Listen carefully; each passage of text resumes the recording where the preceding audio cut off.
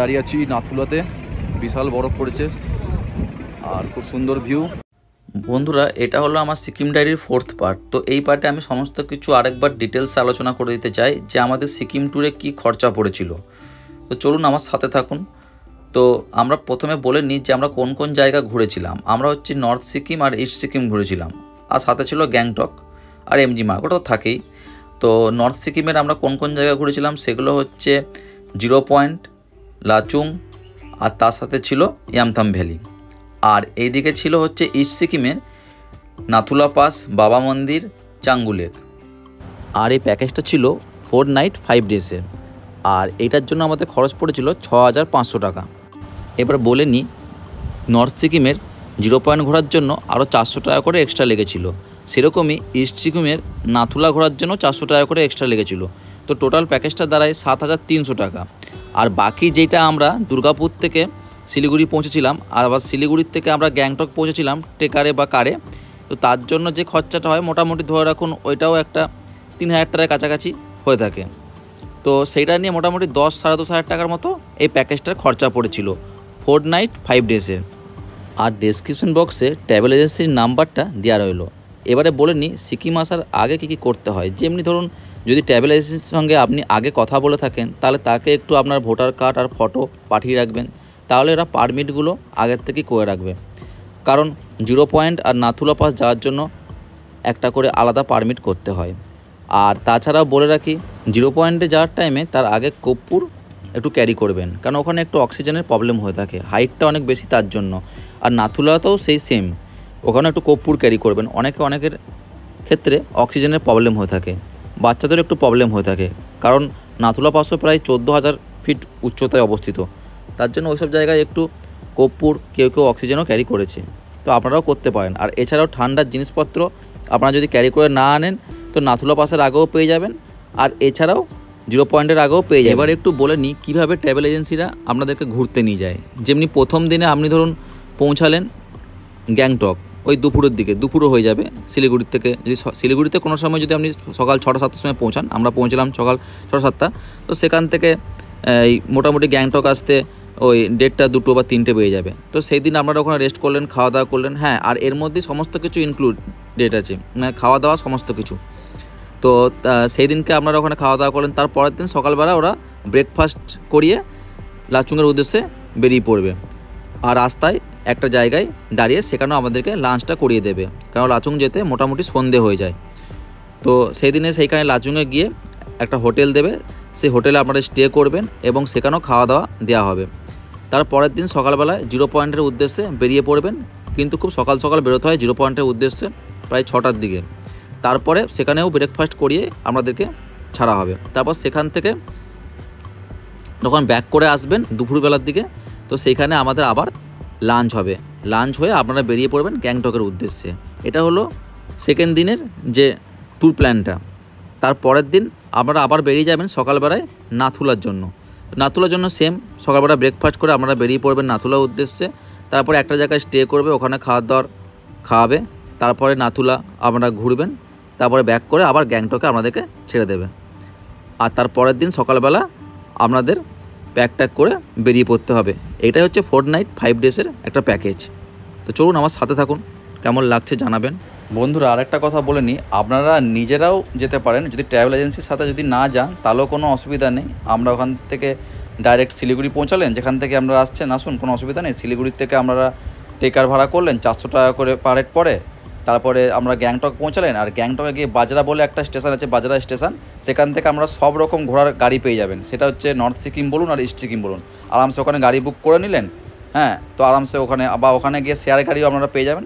হ্যাঁ, নর্থ সিকিম আর ইস্ট সিকিমের জন্য তো এখানে কোনো অসুবিধা নেই। আর বাইরে বাংলাদেশ বন্ধুরা যারা আসবেন তাদেরও কোনো অসুবিধা নেই, তারাও আগের থেকে পারমিট করাতে পারেন বা এখানে এসেও পারমিট করাতে পারেন, তো কোনো প্রবলেম নেই। নাথুলার একটু আগে দাঁড়িয়ে আছি, এখান থেকে নাথুলা হচ্ছে 20 কিলোমিটার। আর এখানে কোট, জুতো এসব নিতে পারো, আর খাওয়া দাওয়া করে নিতে পারো। ব্রেকফাস্ট, ম্যাগি, কফি সমস্ত কিছু এখানে পাওয়া যায়। আর এরপরে আমরা যাব নাথুলা। উপরে খুব ঠান্ডা, তাই এখানে কোট টোট সমস্ত কিছু বিক্রি হচ্ছে। দারুণ সুন্দর। এটা হচ্ছে নাথুলা যাওয়ার পথে, বাবা মন্দির নাথুলা এই দিকটা যাওয়ার পথে। দারুণ সুন্দর ভিউ, এই দিক নদীতে গাড়ি আসছে, এই যে সুন্দর একটা আর এই জায়গায় রেস্টুরেন্টগুলো আছে, এখানে খাওয়ার জন্য আবার দাঁড় করিয়েছে, রেস্ট খাওয়া দাওয়া এসবের জন্য। এখান থেকে জামা কাপড় ভাড়া পাবে, সমস্ত কিছু, জুতো ভাড়া পাবে। আরও কয়েকটা কথা বলে নিই, সেটা হচ্ছে আমি গেছিলাম এপ্রিল মাসে আমরা 0 পয়েন্টে খুব বরফ পেয়েছিলাম। হ্যাঁ, আর মে মাসেও আপনারা বরফ পেয়ে যাবেন, কিন্তু বেসিক্যালি বর্ষাকালটা একটু অ্যাভয়েড করবেন। বর্ষাকালে একটু সিকিমের একটু ধস নামে বা প্রবলেম হয়। তো এছাড়া যে কোনো টাইমে আপনি 0 পয়েন্ট বলুন বা নাথুলা বলুন, সেম বরফ পাবেন। তো এটা দেখুন, নাথুলা যাওয়ার পথের দৃশ্য, দারুণ সুন্দর ভিউ। যখন আমরা চাঙ্গু লেকের পাশ দিয়ে যাচ্ছিলাম, তো দারুণ লাগছিল। তো শুধু বর্ষাকালটা একটু অ্যাভয়েড করে গেলেই হলো, বাকি সব টাইমে আপনারা বরফ পাবেন। আর চাঙ্গু লেকে আপনারা রূপয়ে করে পাহাড়ে ভিউটা নিতে পারেন, ভাল লাগবে।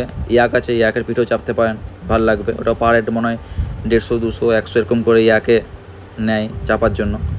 তো নাথুলা যখন যাবেন খুব ভাল লাগবে। আর রাস্তা দু সাইডে আমরা প্রচুর বরফ পেয়েছিলাম। হ্যাঁ, তো এপ্রিল মাস করে গেছিলাম, তো দারুণ সুন্দর একটা ভিউ। আর আমি দুরকমই বলে দিলাম যে আপনারা ট্রাভেল এজেন্সির সঙ্গে যেতে পারেন, আর নয়তো আপনারা নিজেরাও যেতে পারেন, কোনো অসুবিধা নেই। ওই বাজার স্টেশন থেকে আপনারা সাইট সিন করার জন্য সব রকমের কার পেয়ে যাবেন, এটা আমি আগেও বলে দিলাম। তো কোনো অসুবিধা নেই, আমি ফার্স্ট টাইম গেছিলাম বলে আমি ট্রাভেল এজেন্সির সঙ্গে গেছিলাম। নিজেরা গেলে আরও 2-1 দিন স্টে করে থাকতে পারবেন, খুব ভালো লাগবে। আর আমি বাংলাদেশের জন্য আরেকবার বলছি যে তারা আগের থেকেও পারমিট করে নিতে পারেন বা ট্রাভেল এজেন্সির সঙ্গে কথা বলে নিতে পারেন, তাদের এক্ষেত্রে সুবিধা হবে। তো বেসিক্যালি একটা গ্রুপে যদি ট্যুরটা করেন খুব ভালো হয়, 8 থেকে 10 জন, তাহলে কি হয় যে আমাদের যে খরচটা পড়ছে না, যে সেই খরচটা অনেক অংশে কমে যায়। যদি পাহাড়ের যেমনি 10,000 পড়ছে, সেটা 6-7 হাজারের মধ্যে হয়ে যাবে। কারণ যদি গ্রুপে যদি যান 8 থেকে 10 জন, তো সেক্ষেত্রে রুম বলুন বা কার ভাড়া করুন। হ্যাঁ, চাঙ্গু লেক খুব সুন্দর। এইটাই দেখুন চাঙ্গু লেকের দু সাইডে ইয়াক দাঁড়িয়ে থাকে, তো খুব ভালো লাগবে এই জায়গাটা। তো এই জন্যই বললাম যে আপনারা যদি একটা গ্রুপে যান তো খুব ভালো হবে। গ্রুপে গেলে টাকাটা আপনাদের একটু সস্তা পড়বে, এটাই বলা। আর দেখুন কেমন লাগছে জানাবেন। আর আরেকটা কথা বলে নিই যে হ্যাঁ, ওই গ্যাংটকের পাশে এমজি মার্গ রোড থেকে একটু এগিয়ে এসে অনেক রকমের হোটেল পেয়ে যাবেন। নানা রকমের হোটেল আছে, কম দামে 1000 টাকা 800 টাকার মধ্যে হোটেল পেয়ে যাবেন। ঠিক আছে, আমি হোটেলের একটা দুটো নামও ডেসক্রিপশন বক্সে দিয়ে রাখছি, তো সেখানে অসুবিধা হবে না। আর যখন আপনারা নর্থ সাইডে আসবেন, তখন তোমাদের যে ড্রাইভার নিয়ে আসবে সেই ওখানে হোটেল বুক করে দেবে। তো লাচুংয়ের হোটেলগুলো প্রত্যেকটাই খুব সুন্দর আর খুব গুছানো, তো সেখানে এমন কিছু রেট পড়বে না। আর লাস্ট আরেকটা মেসেজ দিয়ে রাখি, বয়স্করা যারা যাবেন বা আপনারাও যারা যাবেন, হ্যাঁ ইয়াংরাও, তারাও কিন্তু 0 পয়েন্ট বলুন আর নাথুলা বলুন, সেখানে গিয়ে একটু দৌড়াদৌড়ি কম করবেন, কারণ আস্তে আস্তে ঘুরবেন, কারণ ওখানে একটু অক্সিজেনের প্রবলেম হয়, আমি প্রথম থেকেই বলছি। ঠিক আছে, আস্তে আস্তে ঘুরবেন। আর একটু যেমনি নাথুলাতে একটু ওঠাটা খুব রিস্কি, কেন নাথুলার উপরে দেখতে পাবেন যে যেটা আমাদের ইন্ডিয়া চায়নার যে বর্ডারটা, সেখানে দেখতে পাবেন। কিন্তু সেটা যদি উঠতে বয়স্করা না পারে, তো আমি বলবো যে ওঠার দরকার নেই, কারণ স্কিট করে, বরফে পছন্দ স্কিট করে, কারণ ওখানে হার্ড বরফ থাকে, মানে বরফটা খুব শক্ত। তো সেই ক্ষেত্রে কী হয় যে মানে পড়ে যাওয়ার খুব ভয় থাকে, দড়ি থাকে, কিন্তু এত জল আর এত জলের মধ্যে দিয়ে ওই বরফের জল গলে গলে পড়ে, আর সেই ক্ষেত্রে ওঠার সময় প্রচুর মানুষ স্লিপকে অনেক সময় প্রচুর আঘাত পায়। তো এই জন্য বললাম যদি না উঠতে পারেন তো নিচ থেকেই দেখতে পারেন, খুব সুন্দর নিচ থেকেও ভিউ পাওয়া যায়। তো এটা একটা ছোটোখাটো মেসেজ। আর বললাম যে একটু দৌড়াদৌড়ি কম করবেন, কারণ আর হ্যাঁ, আরেকটা ক্ষেত্রে বলে রাখি যে ওখানে কিন্তু নেটওয়ার্ক একদমই থাকে না।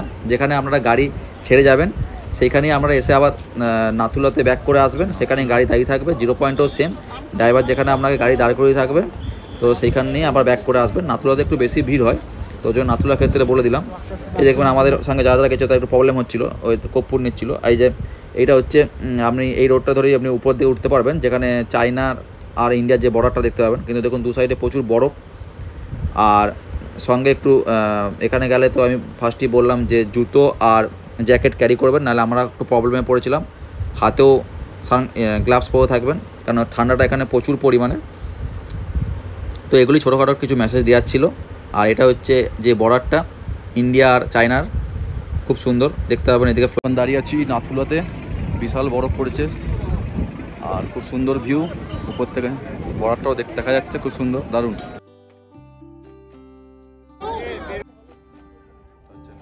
নাথুলার পর আমরা পৌঁছে গেছিলাম বাবা মন্দির। তার আগে দেখুন নাথুলা থেকে কি সুন্দর ভিউ দেখাচ্ছে। আর উপর থেকে দেখতে পাচ্ছিলাম নিচে পর্যন্ত কি সুন্দর গাড়িগুলো লাইন দিয়ে দাঁড়িয়ে আছে, মানে একটা দারুণ ভিউ। আর এছাড়াও এখান থেকে দেখতে পাবেন চায়নার বর্ডার, ওই যে সাদা সাদা যে বাড়িগুলো আছে ওই পাশে ওগুলো সব হচ্ছে চায়নার বর্ডার, আর ওখানে চায়নার ফ্ল্যাগও দেখতে পাবেন। আর এই সাইডটা হচ্ছে সব ইন্ডিয়ার বর্ডার, রেডগুলো হচ্ছে ইন্ডিয়ার বাড়ি আর ওইগুলো হচ্ছে চায়নার বর্ডার। এই যে এইটা পুরো চায়নার। তো দারুণ সুন্দর। সেখানে গিয়ে আবার টাইমটাও চেঞ্জ হয়ে যায়, 3 ঘন্টা একটা ডিফারেন্স হয়ে যায়। আইফোনে আমি বুঝতে পারছিলাম যে আমরা ওখানে 12টায় পৌঁছেছি, তো মোবাইলে দেখাচ্ছিলো 3টে। তারপর ওখান থেকে আমরা বেরিয়ে পড়ি বাবা মন্দির উদ্দেশ্যে, বাবা মন্দিরের দিকে বেরিয়ে পড়ি। তো সেদিনকে খুব স্নোফল হচ্ছিল, তো দারুণ লাগছিল। আর এগুলো সব হচ্ছে মিলিটারিদের ক্যাম্প, পুরো সাজানো একটা জায়গা নাথুলা, খুব সুন্দর। আর এরপরে আমরা যাই বাবা মন্দির। বাবা মন্দির খুব সুন্দর, ওখানে রোজই খাওয়ার দাওয়ার পুরো ফ্রি থাকে। হ্যাঁ, মানে মোটামুটি 200-400 মানুষকে ওরা খাওয়ায়। এটা মিলিটারি থেকে করে, ইন্ডিয়ান আর্মি থেকে। এটা আমার দেখে খুব ভালো লাগলো যে ওরা ওখানে খাওয়া দাওয়ার ব্যবস্থা করেছে এবং চায়ের ব্যবস্থা রয়েছে, ক্যান্টিনও আছে।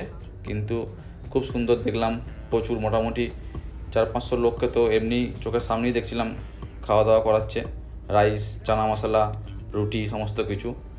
তো দারুণ সুন্দর।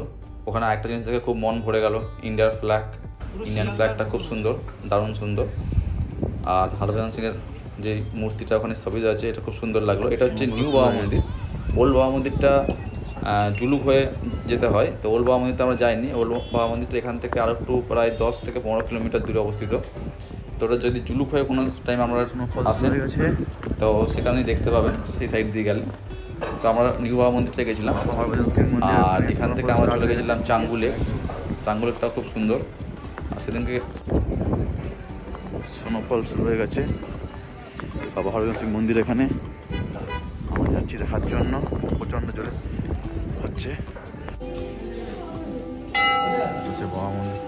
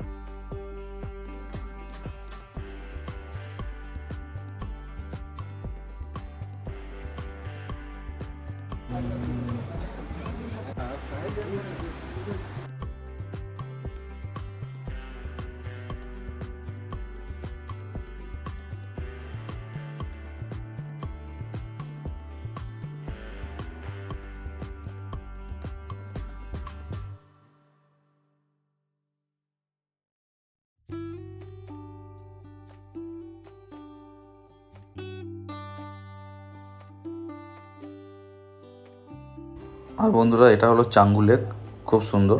আমরা বাবা মন্দির থেকে ফেরার পথে চাঙ্গু লেকে এসে দাঁড়িয়েছিলাম। আর তারপরে দেখতে পাবে এখানে ইয়াক রয়েছে, খুব সুন্দর। আর একটু আগে গিয়ে বলেছিলাম রূপওয়ে আছে, রূপওয়েতে আমরা চড়িনি, তোমরা গিয়ে চড়ে দেখতে পারো, খুব সুন্দর। আর বন্ধুরা, সিকিম পর্বের এই 4th পার্টটা আমরা এখানেই শেষ করলাম।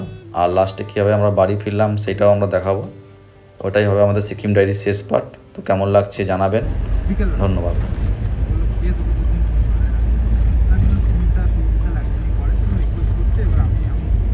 শিওর নয়